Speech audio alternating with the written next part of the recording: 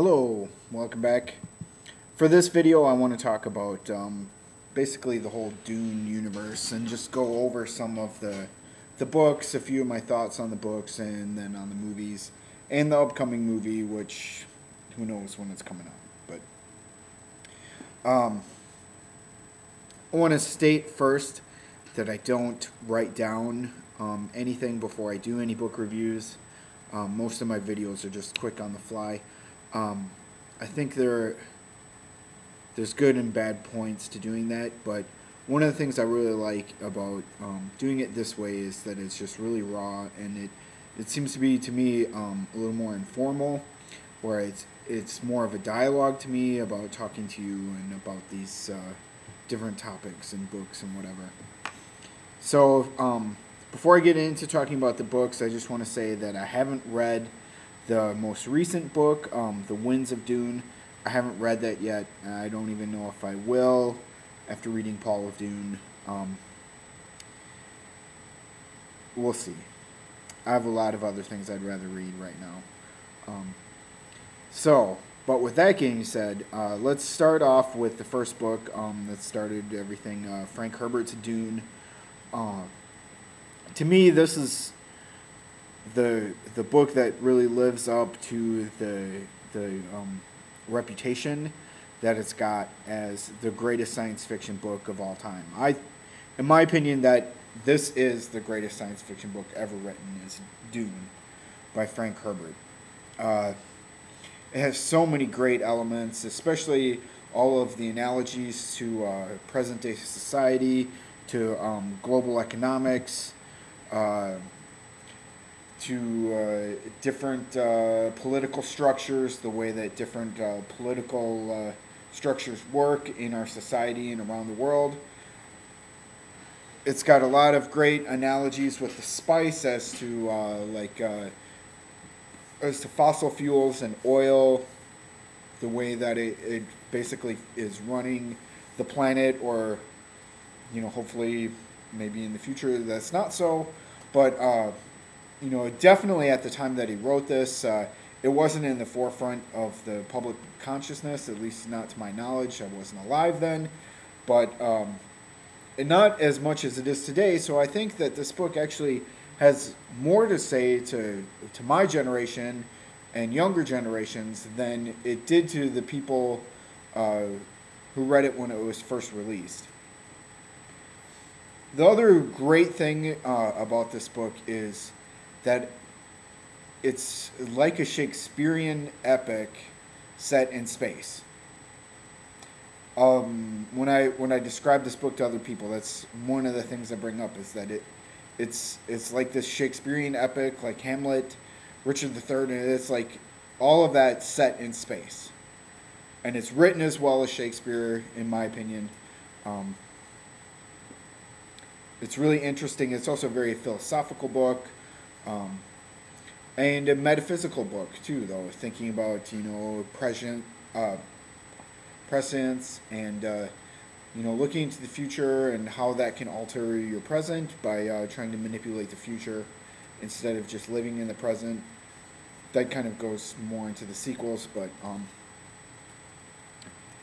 Dune is easily the greatest science fiction book ever written. With that being said, I don't know if it's my favorite one out of all the Dune books. Maybe it is, maybe it isn't. It's definitely right up there at the top. So then we're going to the second book, Dune Messiah, which I think of all of Frank Herbert's books, this is probably the worst one. It is interesting. There are a lot of great things about, like I was saying about Paul, thinking about, whether he is changing the future or whether the future is actually controlling him, whether he actually has control of his own destiny.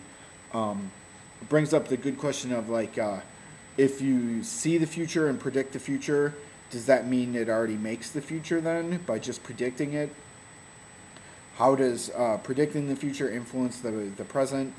It also looks about different tyrannical societies, how they work, because Paul has all the best intentions, but definitely things get very messed up when he's trying to bring peace to the galaxy or universe.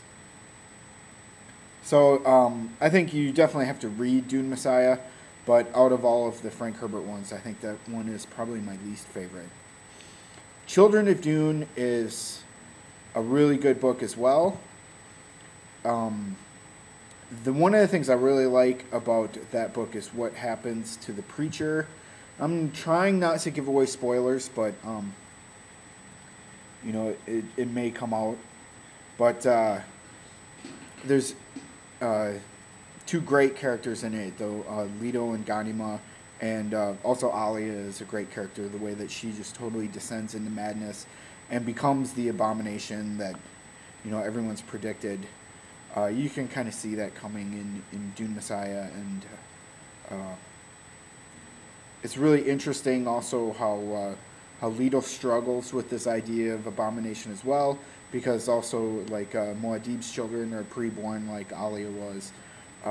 So it's really interesting how they're struggling with it, and then how Leto is struggling with his own destiny of, you know, is he going to try and become the savior of the human race?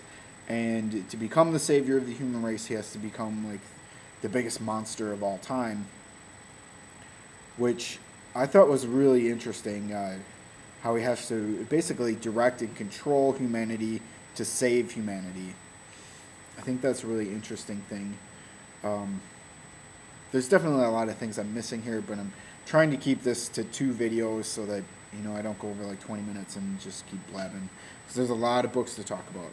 So with that said, I'll go on to God Emperor of Dune. This, to me, ranks up there with Dune. I know a lot of people who don't like this book as well as some of the other Dune books, but to me, this is one of the more philosophical books in the Dune series. It's a lot about like power and control of power. Also about the way that you know, you end up controlling things in your life, and then they don't always turn out the way that you wanted. Like it works right for Leto, but at the same time it doesn't. He doesn't always get like the things that he wants. One of the beautiful things is about how he's trying to fall in love, because he's this giant sandworm, and he's trying to fall in love with one of the characters. It's been a while since I've read some of these books too, so just be gentle with me on that. So I think that's a really good book, though. The only problem I'd say with God Emperor of Dune is like there's only very minimal amounts of action. There's some great action in the beginning, and then at the end there's a little bit, but most of the book, like in between, is a lot of dialogue, a lot of the characters just discussing things, and the way that Leto like plays off of Duncan is really interesting too. But then if you want action, and I think like the last 2 Frank Herbert Dune books are probably the best action orientated books. Heretics of Dune and Chapter House Dune.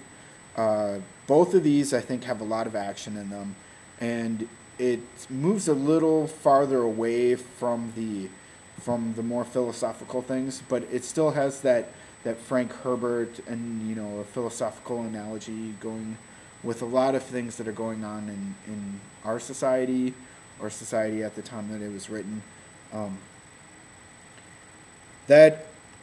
That being said, though, like the end of Chapter House Dune and like moving up to Chapter House Dune through Heretics, there's a great character, Miles, who is probably one of my favorite characters in all of the Dune books. I'm not going to spoil it, but something really cool happens with him, and then the way that that Chapter House kind of concludes is really amazing and great. And then it ends on a cliffhanger. I'm not going to say what that is, but most of the people who read it have known. And then we had to wait a long time for the resolution of the cliffhanger. So I'm going to leave this video on a cliffhanger, and we'll resolve it in the next one.